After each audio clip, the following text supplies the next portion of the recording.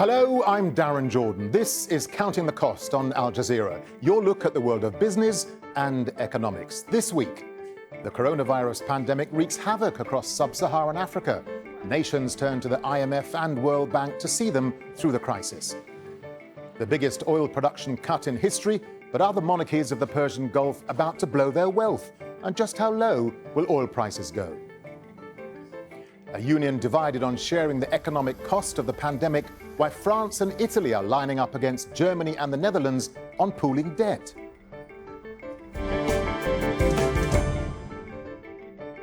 Now, Sub-Saharan Africa could be plunged into its first recession in 25 years as the global health crisis brought about by the coronavirus wreaks havoc. Many nations like Nigeria, Angola, South Africa are dependent on commodities for a large chunk of trade and revenue. All have been decimated as economies have ground to a halt. Well, the World Bank estimates growth could tumble to minus 5.1% from 2.4%, triggering food insecurity. The pandemic could cost the region as much as $79 billion in lost output from falling commodity prices to a drop in tourism. The Nigerian government is seeking $7 billion in emergency funding from the IMF and World Bank. Its last budget assumed that oil prices would be around $59 a barrel. It's currently trading at half that right now. And Kenya is in talks to tap the World Bank and IMF for $1.2 billion. And the IMF says Zimbabwe needs hundreds of millions of dollars to avert a humanitarian crisis. More than 2 weeks after Zimbabwe imposed a nationwide lockdown, it's easing some restrictions. The country is already facing its worst economic crisis in a decade, and the measures are threatening the livelihoods of people. Al Jazeera's Haramatasa has more from Harare. Some relief for Zimbabweans who rely on relatives living abroad to send them money. For days, some people haven't had cash to buy food and other essentials. It's forced the government to ease a 3-week coronavirus lockdown. That means money transfer agencies can now open, but only 3 times a week. By opening, it will ease a lot of pressure on most of families, because most of these guys are relying on diaspora remittances, which is a big contribution, over 700 million US that comes through the diaspora from into the country, and it plays a huge role. The nationwide lockdown has affected many sectors of the economy. Brian Yanongo makes and sells sculptures mainly for the foreign market. He can't do that now. As you can see here, Chapungu is quite dead. Nobody's coming, all the artists aren't coming, because we solely depend on the traffic of the visitors who are coming to view our pieces, buy our pieces, and that's how we survive. In a country facing its worst economic crisis in a decade, soaring inflation, shortages of foreign currency, food and electricity, global travel restrictions have left places empty. More than 2 million visitors came to Zimbabwe last year. Most traveled from other parts of Africa, Europe and the US. The money they brought in supported thousands of locals working in the tourism industry. Now many families are struggling. Some businesses are trying to get by. Fresh in a Box delivers supplies to people's houses. Customers order online so they can stay at home and try to keep safe. A lot of our staff have failed to come into work, obviously, because of the distancing. But the other upturn is that a lot of people are now using our service. People are socially distancing and they're isolating in their homes. And so the delivery service business has really sort of become a lifeline for a lot of people who depend on us to bring their fresh veg, fresh fruits and shopping. The government has removed other lockdown restrictions. Farmers can now sell produce at markets, but social distancing and other precautions against the coronavirus are difficult to maintain. Like many African countries, Zimbabwe is battling with how to stop the spread of COVID-19 without damaging an already crumbling economy. Haramatasa, Al Jazeera, Harare. So that's the situation in Zimbabwe. Kenya's economy had already been under strain, but the coronavirus could further stretch the country's finances. And there are fears that healthcare could be overwhelmed. Well, joining us now via Skype from Nairobi is Dr. Kathy Mwangi. She's Chief Executive Officer at mHealth Kenya. Kathy, we know that many rich nations have been severely stretched by COVID-19, but do you think that Kenya has the resources to handle this pandemic? I think it is, we are faced by unprecedented times right now, and with a pandemic that has no discrimination, and whether rich or poor. But I think the silver lining in Kenya's situation is that many other countries that imported the virus in the last 30 days, they get to watch and learn from the other countries. And there's a lot of peer learning that is going on. And so I think when it comes to resources, I also look at resources from a different point of view. And that's, from a curative point of view. One of the biggest resources of prevention that I think I would laud the Kenyan government has been just the social and behavioral change. We've seen the government take bold steps from the highest level to try and encourage people to enforce social changes. We've been receiving daily briefing, and we are seeing less crowds, zero handshakes, and a very new working environments and adjustments in most sectors. And I think these are major changes, even from a cultural point of view. I think there's been a great impact, on the downward thought of curative resources, especially, in an area where we know that the resources are limited.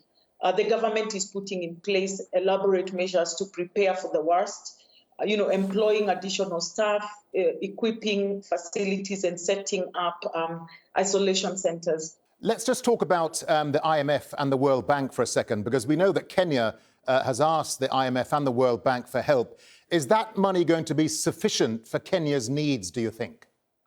I think right now anything helps. Like I alluded earlier, we are all living in unprecedented times, and with no empirical data of where the virus will take us. So as to sufficiency, that might be a hard one to tell. What we can probably start to think about is efficiency, so that the little we get from the IMFs or the World Banks or others, even the private sector, can be utilized properly. I have seen all sectors right now working together. The private sector is becoming more and more involved in providing donations, expertise, in different capacities where gaps exist. And I believe all these efforts are going to help in improving efficiencies in the long run. I represent the private sector, and mHealth Kenya, has been contributing in a small way in harnessing technology to assist in contact tracing, maybe messaging contacts, tracking those who are being managed from home.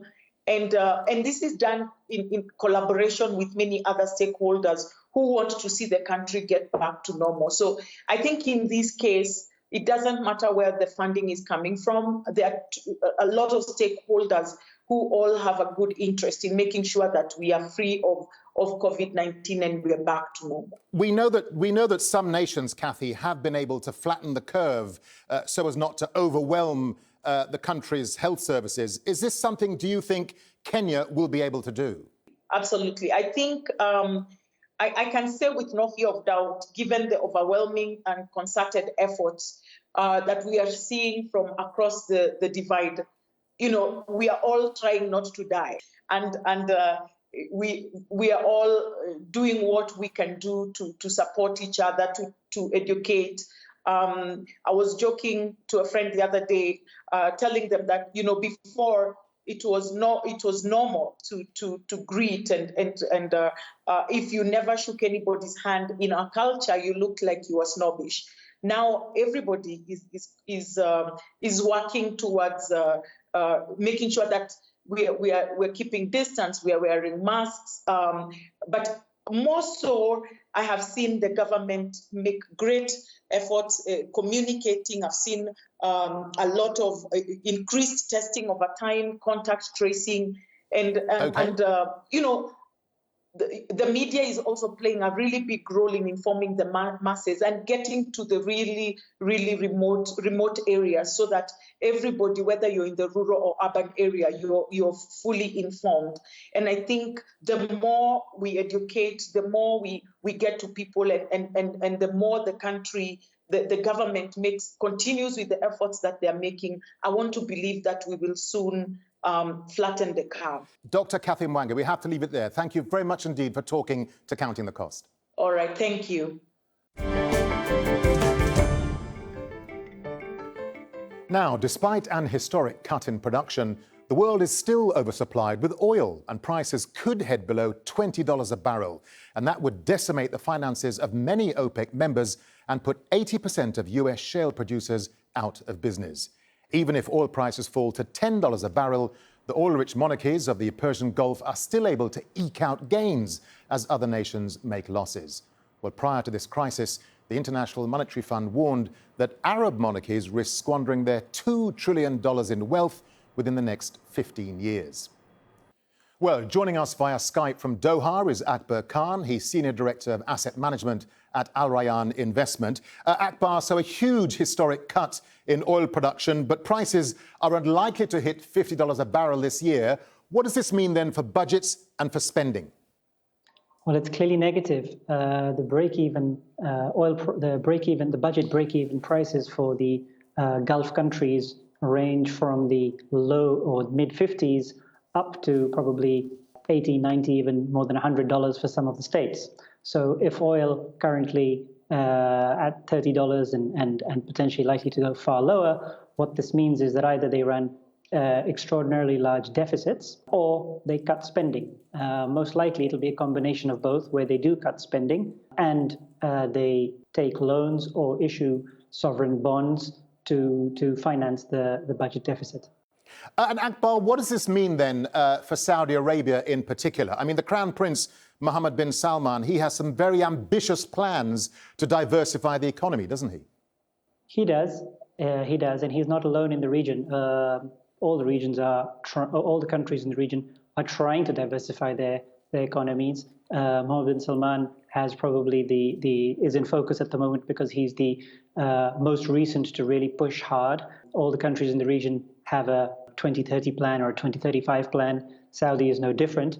And for Saudi and for the other countries, this makes the diversification process far harder, but also far more urgent. But unfortunately, in the current situation, and we saw this in 2014, 15, 16, when oil prices were also at very low levels, it reverses significantly the speed of diversification. At that time, VAT was introduced in a couple of the countries in the region, including in Saudi Arabia. Unfortunately, right now, the opposite is happening, and the opposite is required. So you cannot be increasing taxes right now when actually the consumers, both individual and corporate, need help and stimulus from governments. So it makes the process of trying to navigate through this far more complicated. So let's talk about the impact then of the coronavirus pandemic. What have nations been doing, Akbar, to keep their economies afloat? I mean, Qatar, for example, is paying some private sector wages. What are other nations doing? So there's been a lot of announcements and a lot of different types of help that has been announced, and that ranges from announcements to bolster the banking systems, to as well as obviously interest rates have been cut, but that was outside of the hands of the region because US interest rates were cut. That said, none of the interest rates in the region are at 0% like they are in the US, so they haven't been reflected quite as much. But also there's a huge amount of fiscal measures, so from cutting of government fees to cutting utilities to help with salaries to deferral of loan payments to a number of strategies to help SMEs, etc. The worry, though, is that while there have been a lot of announcements, there hasn't necessarily been implementation. So it's the timing of the implementation which varies from country to country. Saudi Arabia actually is probably one of the countries which has implemented a little bit faster. The UAE has done a few things as well. But in many of the other countries, you are seeing more announcements than actual implementation of the measures. Akbar, let me get a final thought from you. Could there be enough stress in the system for other GCC countries with pegs to the US dollar to perhaps loosen those? The pegs in the region, the long-held pegs to the dollar, are a economic as well as political decision. A bit like the euro is an economic and a political decision. So unless there is very, very severe economic pressure, while there may be certain economic rationales at times to loosen the pegs or to devalue the currencies, I don't think any of the countries would do this unless they were forced to, and forced to from a financial perspective. The only country in the region where the financial markets are indicating some concern for the strength of the peg is in Oman, where the 12-month forwards on the Omani Real are implying a 5 or 6% weaker currency. But even Oman would be very hesitant to depeg unless they were forced to. Kuwait is the exception, which many years ago moved its peg not to a fixed peg, but to a basket of currencies. Where the dollar is still the largest part of that basket. So it just gives it a little bit more flexibility. So perhaps that might be a way forward for countries like Oman. But in general, wouldn't expect the pegs to go anywhere anytime soon.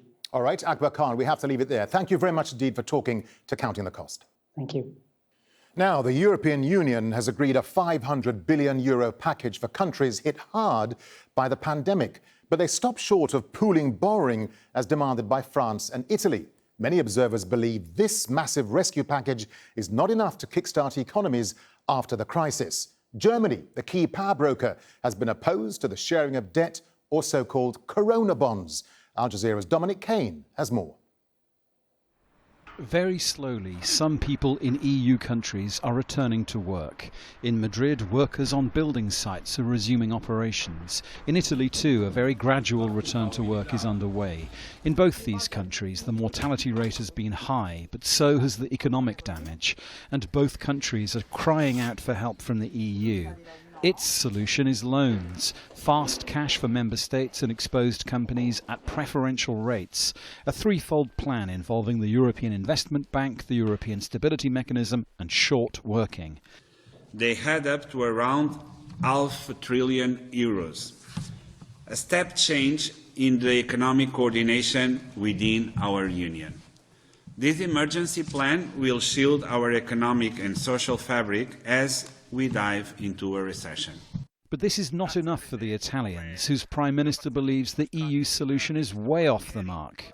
The main battle that Italy must carry on the European table concerns a fund that must be financed with a real economic sharing of the effort, such as with Eurobonds. Yes, the Eurobonds, the famous Eurobonds. The fund that must have a power proportionate to the numbers and resources that are required by a war economy. The fund must also be available immediately. I am telling all my counterparts.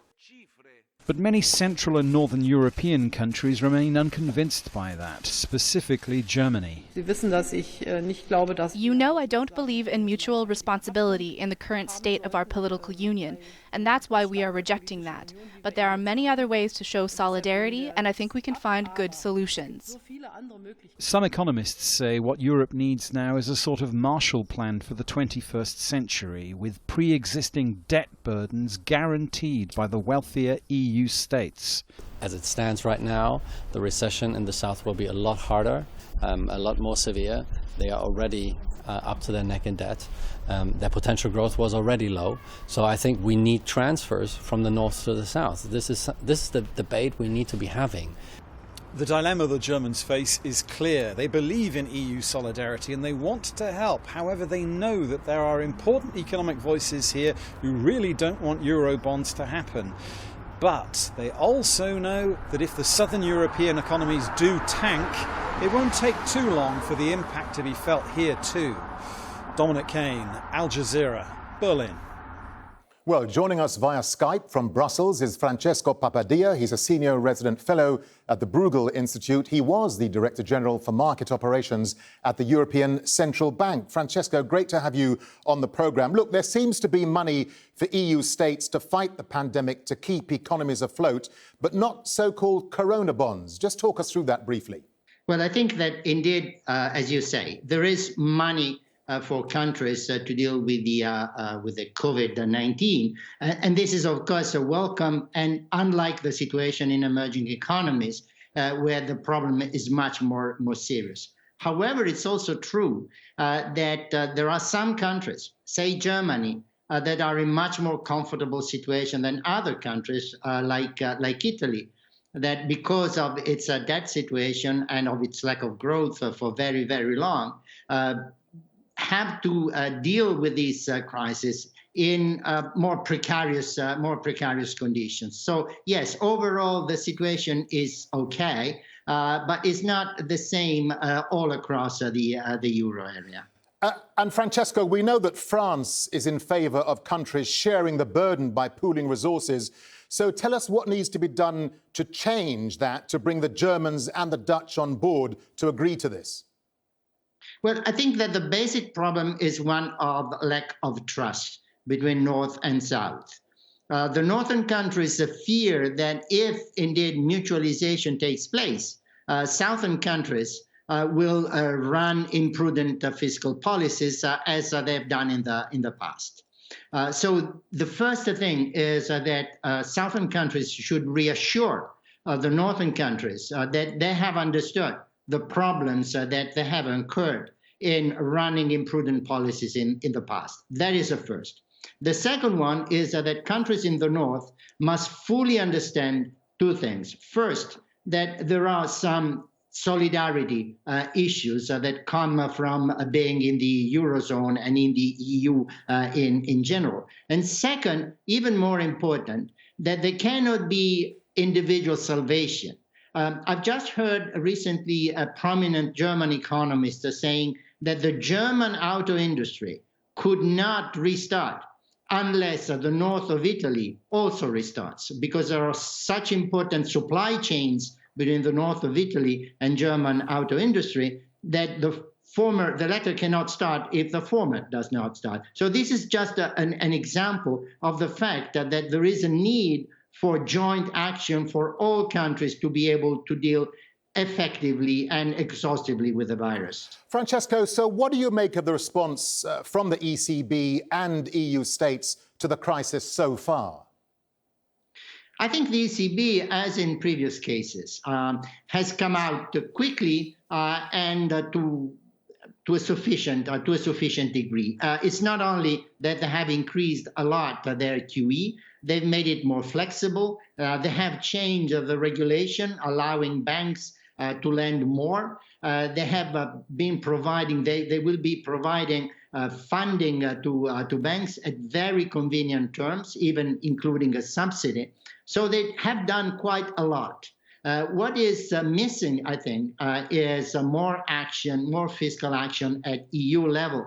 I think what the Eurogroup has recently agreed is welcome, but it's not quite sufficient. And indeed, they even say that this is not sufficient because they talk of a recovery fund. We don't know what this recovery fund will be, how it will be engineered, what it will do. But in a way, it's recognized that the lending that they have established in the recent agreement is not quite enough, and that more needs to be done. I don't think that we are ready. Europe is ready. The Eurozone is ready for permanent Eurobonds. The conditions are not adequate for that. There is insufficient control of the fiscal situation of countries to come to this on a permanent basis. However, I do believe that on a transitional and limited basis, there could be common issuance to fund the expenses that are needed to deal with COVID, both sanitary and economic expenses. Francesco, just briefly, is there a feeling then that accumulated debt may hurt the recovery, or will bondholders just have to get used to the new normal, the new reality? Well, I think that markets are likely to understand that what is happening is the needed answer to a full exogenous shock. So they would have some kind of understanding for higher debt level, but they need to be reassured, and this in particular applies to countries that already have high debt levels, that in the future, the pursuit of lower debt burden is essential. And the way to do this is the best way to do this is through growth. Sustainable, and I would add green sustainable growth, would be the best way to reassure markets that indeed the debt will not be so damaging going forward. All right, Francesco Papadia, we have to leave it there. Thank you very much indeed for talking to Counting the Cost. Thank you. Pleasure. And that is our show for this week. But remember, you can get in touch with us via Twitter. Use the hashtag AJCTC when you do, or you can drop us an email. countingthecost@aljazeera.net is our address. But there's more for you online at aljazeera.com/CTC. That'll take you straight to our page, which has individual reports, links, and entire episodes for you to catch up on. Well, that's it for this edition of Counting the Cost. I'm Darren Jordan. From the whole team here, thanks for joining us. The news on Al Jazeera is next.